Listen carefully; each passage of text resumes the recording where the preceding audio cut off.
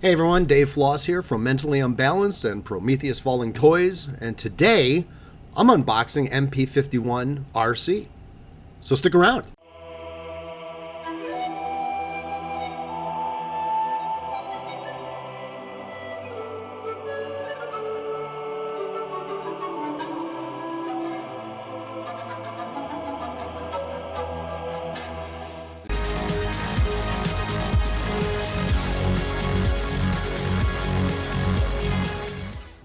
So I'm very excited because I just got in the MP51 RC. This is from Takara Tomy Toys, and I thought what I'd do today is kind of do an unveiling unboxing and just give my general opinion of this MP toy.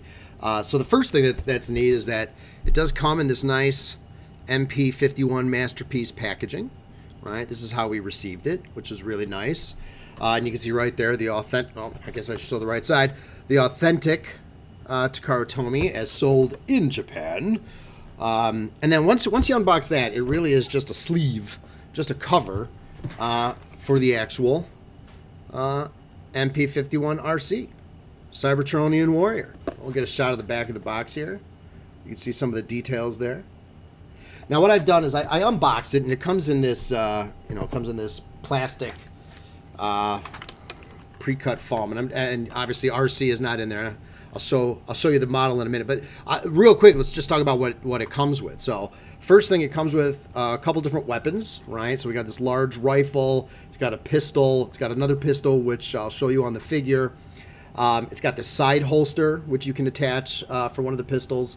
It's got this. It's kind of neat from one of the episodes where, or the movie might have been, where this little thing comes out of the wheel and trips up one of the Junkions during the movie. It's got some blast effects, and then it's got 3 different face molds that you can do. There's actually 4 total because there's one on the figure to come up with. So that's what you're going to get right there in the box. Of course, you're also going to get some nice detailed instructions. All in Japanese, but we go by pictures anyway, so that's fine. And then you get your nice Masterpiece collector's card to go with it as well, which is kind of nice. So let's take a look at the figure. Let's take a look.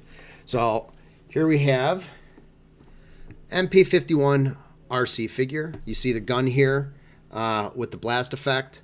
And what I'm going to do right now is that kind of compare it to some of the other RC figures in the line. And the best comparison I have is to a third party, the PS04 Azalea. And this is your PS04 Azalea right there. And if I hold them up, come on, focus in on there. There you go. If I hold them up kind of side by side from a size, and I'll back up a little bit, size and scale, you can see that they're roughly the same size. I guess it would help if my hand wasn't in the way. I apologize.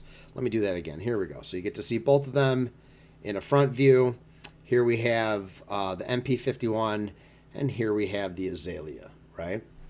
So I'm going to kind of talk about what I like about the figure and some of the areas where, as always, some areas that I think could have been better, right, overall. So let's start with, from a scale perspective, it is definitely a Masterpiece figure. It's got a good amount of weight to it. It's sturdy. Especially with some of the figures where we have these very, very highly articulated arms and joints, but the arms are very small, right? This is common amongst the female Autobot type of figures where they're going for, sleeker design in the legs and in the arms. But overall, the joints are nice and tight. It's sturdy. I did a few different poses. I never felt like it was going to break off in my hand. So that was really nice. And I will say, from an articulation perspective, it is really well articulated. There's several ball type joints and other joints, like in the feet, for example. You can turn them a little bit sideways. So you can get, put that leg out and kind of get some different poses there. Even the individual fingers are jointed. Let's see if we can get that. I'm going to have to work on my focus ability, but the fingers are jointed, which is nice. The thumb is jointed. The head has multiple points of articulation. So from an articulation perspective, it's what I would expect from a Masterpiece figure. The overall style, look, I'm looking at things like the color scheme, the general comparison to, let's say, movie or cartoon accuracy. And I think it checks pretty much all the boxes in that space, almost all of them. And I'll talk about that in just a second. So let's kind of talk about where I think the figure is. Well, maybe it could have been a little bit cleaner, and a lot of that just comes down to everything that's going on from this kibble perspective. Now I'm going to take a moment because I'm going to show you. We have one of these earlier. This is not a Masterpiece, but we have another earlier RC. We got that nice big backpack on the back, and then like you have. It's still in the box, but I have the War for Cybertron. Let's see if I can get a better angle on that. You got the War for Cybertron RC, and while you see a lot going on that backpack, right? Well, you also don't realize that you can take it off, right? So there's a big difference when you're able to take off this whole section back here, and it does streamline a little bit everything that's going on that backpack. Now here's a great picture because if we look at the photo on the side.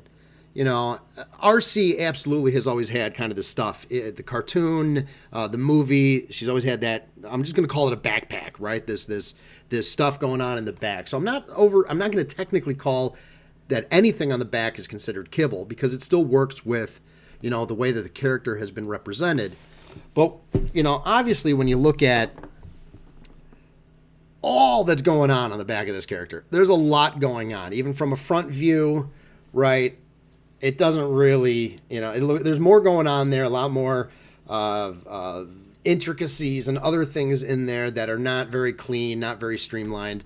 So I would technically call that kibble. Does it, damage the aesthetic of the character? A little bit. I'd say a little bit. And the best comparison for that is Azalea, right? Because if we look at the Azalea third-party figure, it's still got the backpack, a lot cleaner, and especially when you look at it. Let's take a look side by side. When we look at these side views, you can see a very distinct difference in the amount of kibble that's going on back there, where this definitely has a pretty streamlined, more streamlined look to it on the Azalea figure. That being said, right, a couple different ways I look at this. The first one is, for an MP figure, I think it's very good, if not great, and mostly that comes down to everything going on in the back.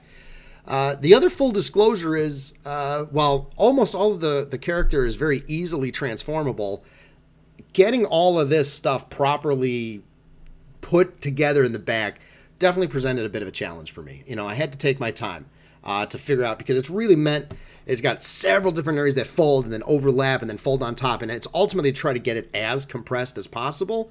And you can see that my attempt here was, I'll say, decent, if not perfect, right? And I guess if we just take a quick look at there's a pretty good picture here on the side. If I can get that to focus in. So if we look at this picture on the side, you can kind of see where, again, it's not that much better, but it is a little bit better. So clearly I'll have to play around with the figure to try to get that as minimal as possible. The back is not removable. At least not without, changing or taking parts off the toy, right? Like there's some metal joints that have metal pins, and perhaps if you wanted to remove the pin, unfortunately, it really looks like if you do that, you're removing the entire back, and I'm not sure how that's going to look overall, kind of exposing the entire back.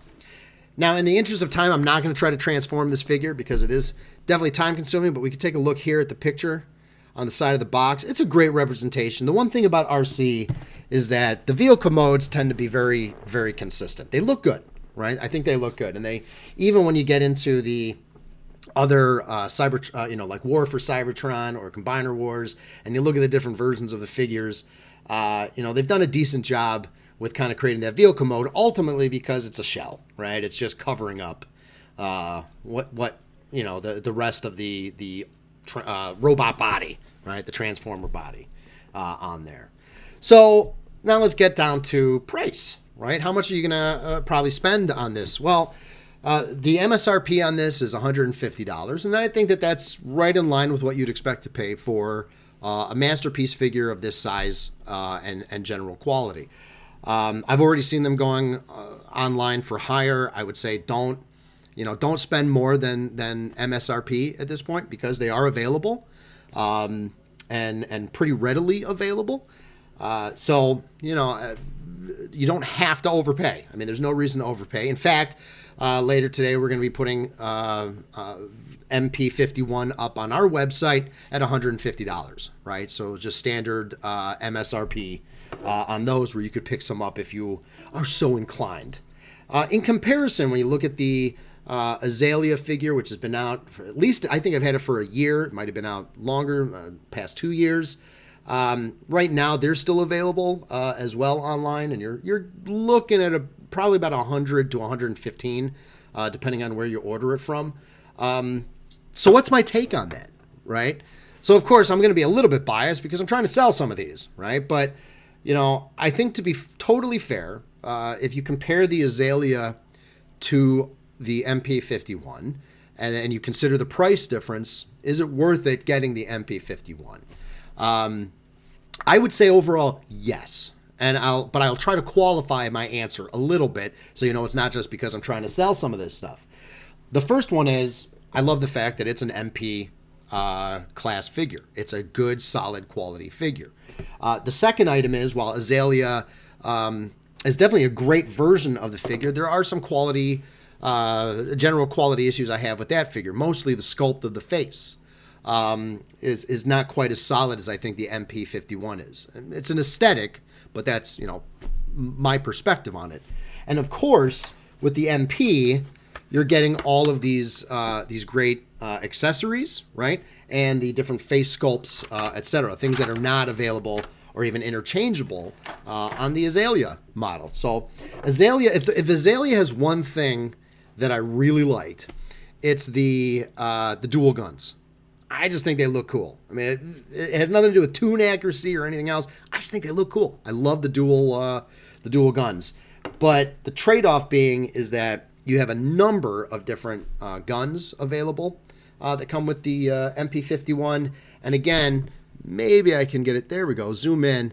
The face sculpt is really solid. The head sculpt, the shape, and if you look at it again from a cartoon accuracy, overall it is a very well done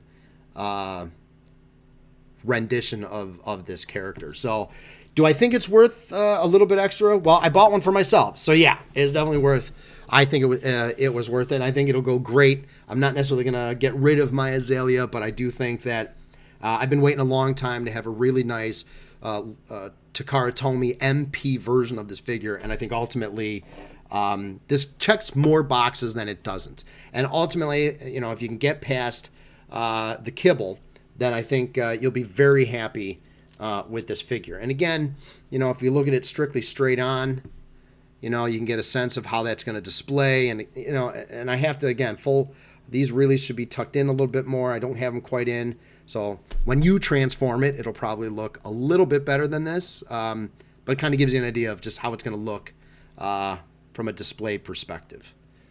At least from the front on, a little bit from an angle, versus straight on from the back. So there you go. That is our quick and dirty unboxing and review of the MP51 RC that's out now. If you're interested, like I said, they are available online, and we'll have them on our shop as well. Curious to see what your opinions are. Do you agree, disagree? Is there another version of RC out there that you think does a better job? Feel free to leave comments in the comment section. And of course, if you enjoy this video and want to see more videos, please do us a huge favor and click subscribe. But until then, I'm Dave Floss from Mentally Unbalanced and Prometheus Falling Toys saying thanks again, and we'll talk to you soon.